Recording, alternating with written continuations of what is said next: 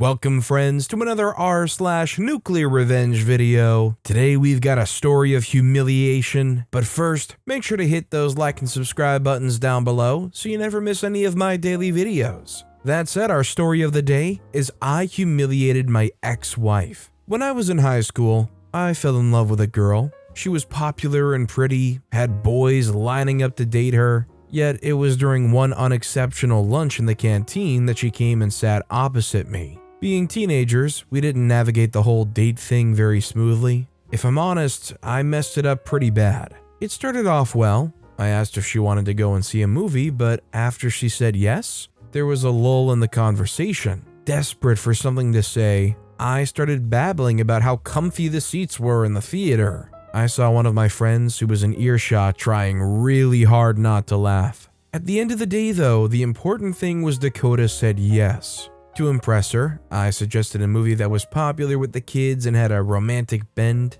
It was Twilight. Well, that was a misstep on my part. I found out later that she hated Twilight, and after seeing the movie, I hated it too. She only agreed because she thought I was a fan, so we both suffered through it and ended up trauma bonding. We grabbed a burger afterwards and laughed about how silly sparkling vampires were, how stupid Bella was, and then Dakota pulled a book out of her bag. It was called Interview with a Vampire. She promised me it was the best vampire story I'd ever know. I looked at her skeptical. Teenage boys reading books? But she said it wasn't like Twilight, but a proper vampire story with all the horror you'd expect. It took a little while, but it occurred to me that if I read it, I'd have something to talk to her about, so I did. And that book of all things set us in the right direction. We were together for over a year. We even attended prom together, but when I found her in a corridor kissing my friend Michael, the teenage dream came to a cruel end. I thought we'd be parting ways for good after high school. I moved to New York to study psychology at college, making a fresh start. Quickly, I got caught up in student life. Party, party, party. All the booze I knocked back, all the new friends I made, and a little experimenting too, meant that I didn't give Dakota a second thought. After getting my BA, I carried on up the education ladder until I got my PsyD, eventually achieving my dream of being a clinical psychologist. Just a couple of years into my work though, I got a call from my dad. Mom had been diagnosed with early onset dementia. She was only 63. Dad couldn't look after her alone because he was on disability himself. He'd been in a bad car accident when I was a teenager, leaving his right leg partially paralyzed. And because he wasn't working, he couldn't afford to pay anyone to help him. So he looked towards family. First, he tried my older brother Tim, but he said he was too busy raising 4 kids to be able to help. Then Dad turned to his younger brother, but a lingering brotherly feud meant that he wouldn't help, even as Dad swallowed his pride and apologized. Finally, he turned to me. Would you think of me as selfish if I said it felt like it was an imposition? I had studied for years to get my dream job, and just when I get it, when I'm settling in and really enjoying life, I get pulled away again. Nevertheless, my parents were close to my heart, and I wasn't going to let them down. I packed up things and moved across the country again, initially into my parents' place, but then to a small place of my own nearby. The first issue I faced was work. It was a small town in a red state. Clinical work wasn't forthcoming. I set up my own practice, but my appointment diary was far from full. I was making just enough to see me through the months, but if I was really going to help my parents out, I needed to do something to supplement my income. In the meantime, I ran into Dakota. In all the places in the world, it was at a local diner that had been my favorite place growing up. They did a chili so mean that you'd sell your dog to get your hands on it. She still looked good. The first moment was awkward, but by this point, I just thought, let bygones be bygones. We were just stupid kids back then, let's move on. She took my order, and in her freer moments chatted to me. I learned that she'd stayed here over the years in between and had been working as a waitress since she left school. When she told me that, I quickly felt a lot less jubilant about sharing my successes. Still, she asked and I answered. She seemed genuinely pleased that I got on in life, and then out of the blue, asked if I'd come back because of my mother. Then I remembered you can't keep secrets in a small town. I had my chili and left things there, but you know what?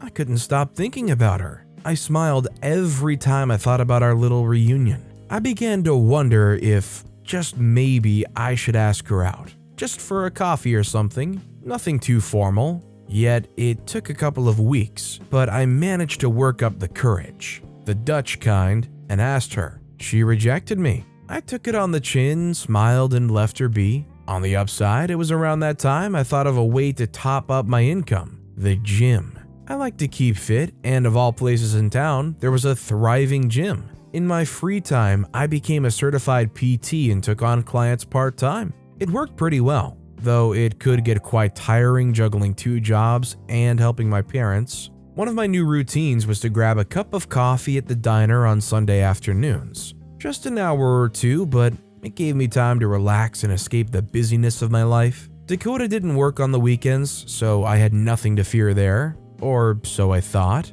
A few months after moving in, she and Michael came in. I hadn't seen them since school, and they were evidently not happy. We all glanced at each other, but they quickly looked away and headed for the counter. Honestly, I didn't know whether that was rude or just discreet. More importantly, I was surprised that they were still together. I decided to be a bit rude and listen in on their now quieter arguing at the counter. Michael said something about how it couldn't go on any longer and that it would ruin us if you're not careful. Internally, I was smiling. I know a bigger man would have just shrugged it off and wished them the best. But I ain't that.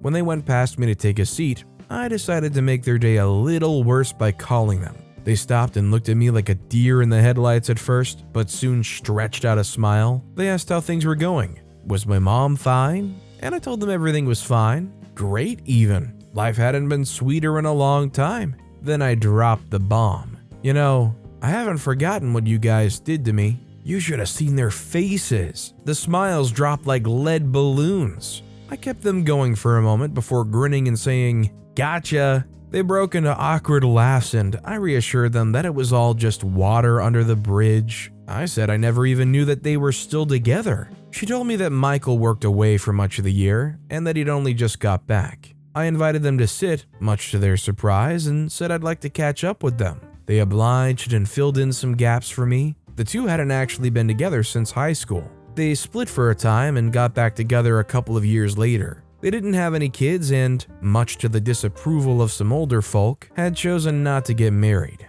I treated them like patients, drawing out information with carefully considered questions. That's when Dakota brought it up.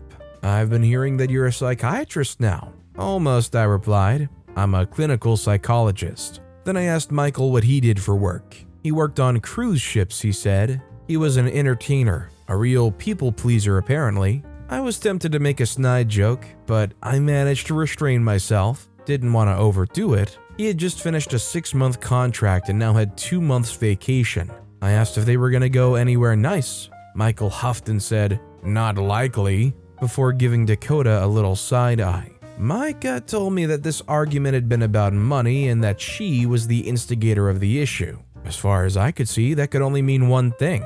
She'd been spending beyond her means. By the time we'd finished, I felt like I knew what to do. I asked them out to dinner one evening, put on a really amiable front, and convinced them that I'd really enjoyed catching up with them. It would be on me, I said. Dakota jumped on the offer before Michael could think, let alone utter a single syllable. And on the following Saturday, we met up at a local Italian place. The more the evening went on, the more I was able to charm and reassure them. At one point during the dinner, Michael went off to the bathroom, leaving me and Dakota alone for a moment. "How are things between you and Michael?" She told me hesitantly that they were fine. I sat back and let the air breathe for a moment before stirring up some old memories. I got her in a nostalgia mode and reminisced with her about all the funny, awkward, and crazy times we had back then. She visibly loosened up and we had a good laugh. It really broke the ice. We mellowed when Michael came back, but for the rest of the evening, there was a little something between me and her.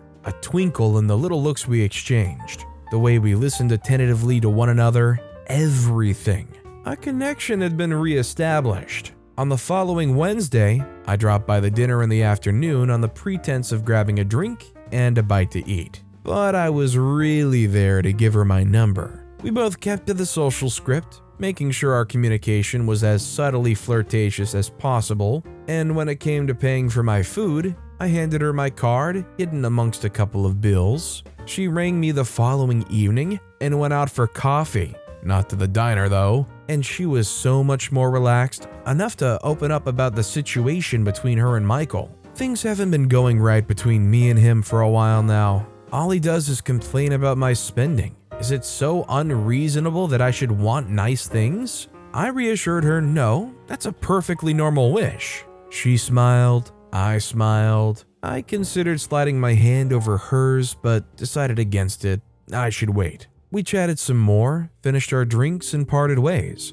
But not before she said she wanted to meet up again at her house on a night when Michael was going to be out with some of his friends. She set a glass of red wine down in front of me practically as soon as I sat down. The nerves really began to creep up on me as I settled. For the first time, at least in a long time, we were alone. I could see my future in the bottom of the wine glass, and it stirred up all sorts of emotions. Some I'd even forgotten, like anger. I thought carefully when she went back into the kitchen about what to do, how to carry myself. The angel on my left shoulder told me to let bygones be bygones. We were only kids back then. Years had passed. Neither of us were the same. However, the angel on my right pointed out that, for all the change and growth, we both still recognized a kernel of something familiar in each other, a link to the past. When she came back in, she brought Pop-Tarts of all things. That abruptly disrupted any sensitive rumination. I didn't say anything, I just looked at her. She laughed and said, "You don't remember?" It took a moment, but I found the memory. I'd given her a box of Pop-Tarts as a sort of joke gift on her birthday back in the day. Everything had gone full circle because when she opened it, she gave me the same sort of dumbfounded look that I'd just given her. It was her little brother who told me that she was crazy about them, when in reality, she didn't care for them. I asked if she liked them now. "Not really," she said. "I just thought it'd be a nice little throwback." The conversation went pretty flat after that. We just sat in silence, eating Pop-Tarts and sipping on wine. After the third glass, though, there was a pretty sharp turnaround. Our clothes fell off and we ended up in bed. It was a moment that just seemed to come out of nowhere, a blink and you'll miss it kind of thing. After we'd finished, the first 3 words in my head were all the same and began with F. No going back now. I felt regret and excitement in equal measure, but as for Dakota, if she had any trace of remorse, she wasn't showing it. She was gunning for round 2, but I told her I had to go. She wasn't listening and kept on handling me until I eventually acquiesced. After we'd finished proper, I got cleaned up, dressed, and slowly drove to my parents' place. When I got through the door, I came face to face with my mother. She started screaming. She shouted for my dad. At first, understandably, I was thrown.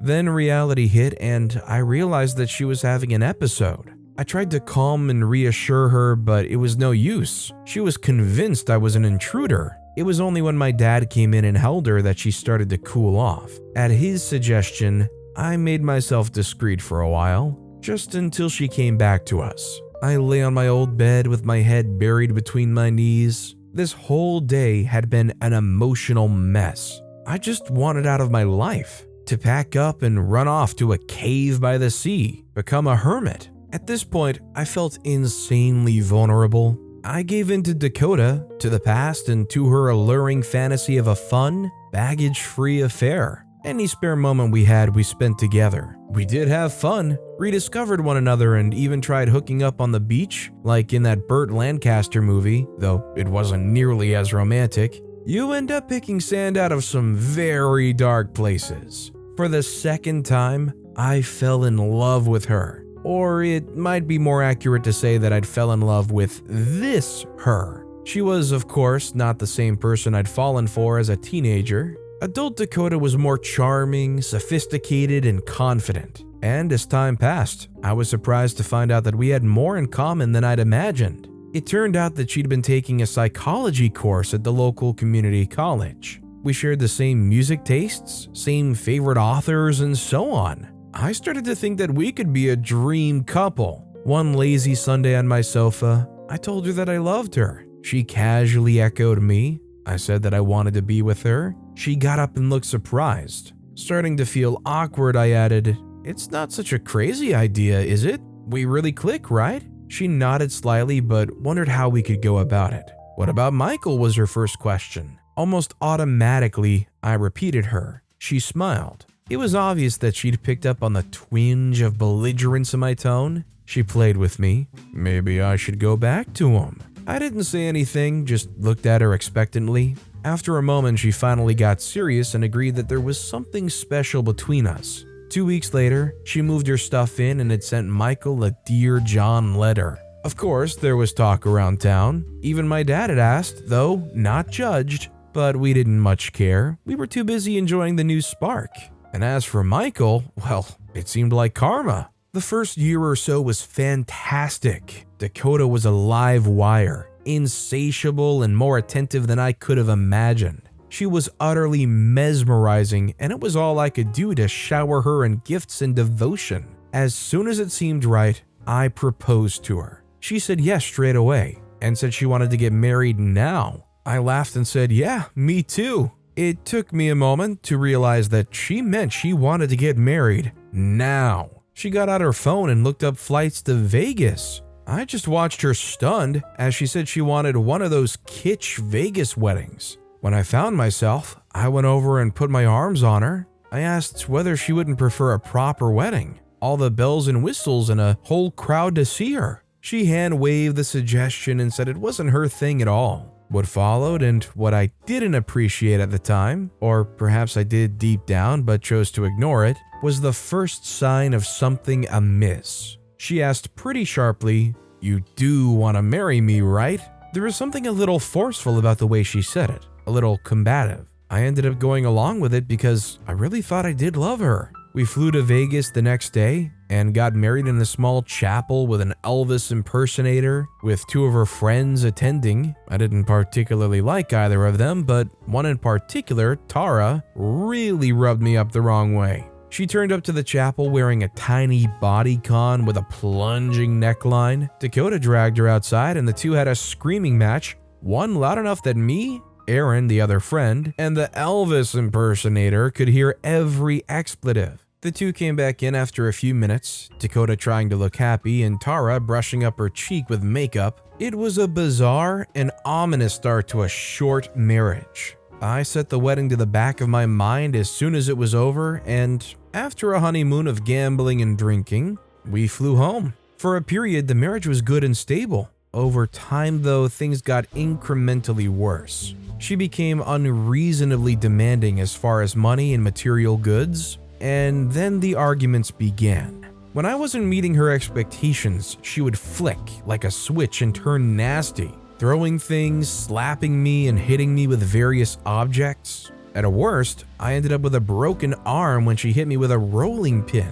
In the meantime, Aaron dropped in occasionally with gifts for her, the kind that come in clear plastic bags. They would go in the bedroom and get off their faces. The world felt like it was spiraling out of control, and all I wanted to do was jump off. I tried to help her. I suggested she get clean because I knew where she could end up. I'd seen the final result before. No matter how much I tried or how many times I told her I loved her, she shut me out until she wanted something. Meanwhile, my mother, in one of her confused states, had ventured across to the stairs one night and fell. An ambulance whisked her off to a hospital, but she died on the way. I was a grown man, but I wept in my dad's arms like a child. I was falling apart, and I didn't know how to put the pieces back together. I confided in him that my marriage wasn't going well, though I didn't tell him about the violence. I'd already lied when he saw my arm in a sling, told him I'd been in a car accident. I was too ashamed to tell him that I was being beaten by a woman. And you might call it stupid, but I still loved her. My dad's old-fashioned when it comes to marriage, so based on only what I told him, he advised that I should stick it out and make it work. Weather the storm and you'll find a haven is what he said. I was ready to give it another go, to try and fix her, but just after a few days later, I landed outside my apartment's front door when I heard loud moaning.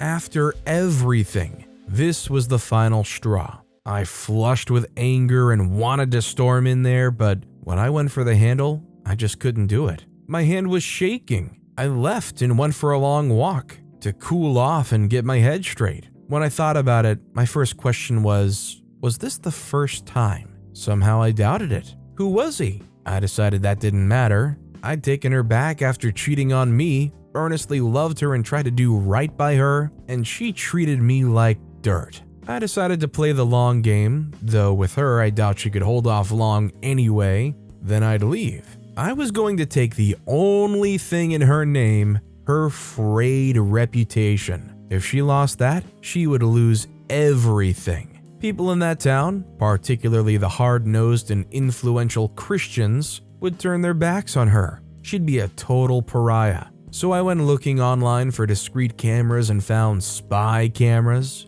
hidden in everyday objects. I bought an air freshener and stuck it on the shelf opposite our bed. I left it running, and then after a week I checked it whilst she was at work. She surpassed my expectations. It wasn't just one man, but 3 different ones on separate occasions. I didn't even feel angry, I just felt numb. Then I turned my attention to the printer and used so much ink that I had to go out for more. Whilst I was out, I bought some tacket too. Then the next day, I went into the town and stuck photos of her bare self in the tender act of adultery around busy areas. In some shots, you could even see some residue on my nightstand. With the last 10 or so copies, I headed for the diner. It was early afternoon. She'd be there. As soon as I turned the last corner and the windows were in view, I could see her chatting with a customer. I vaguely knew the guy, his name was Billy or something. As I approached the door, I refused to be nervous or scared.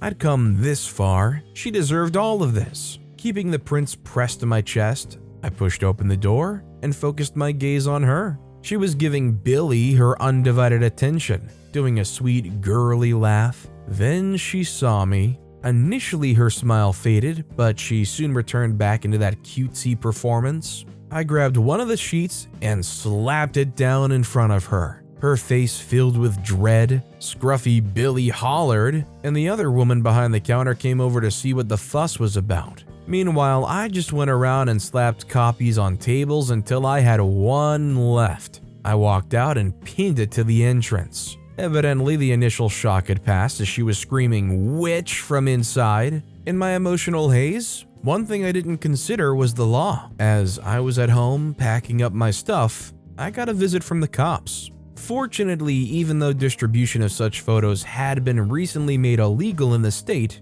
it was a minor offense, and so I got off with a fine. Meanwhile, Dakota, according to my dad, was fired from her job and ended up in jail. With neither money nor a home, she took to earning money on her back. Run-ins with the police for drugs and soliciting racked up until she was jailed. It's taking time for me to work through my issues. I'm seeing a therapist to deal with psychological damage from her abuse. But things are moving in the right direction.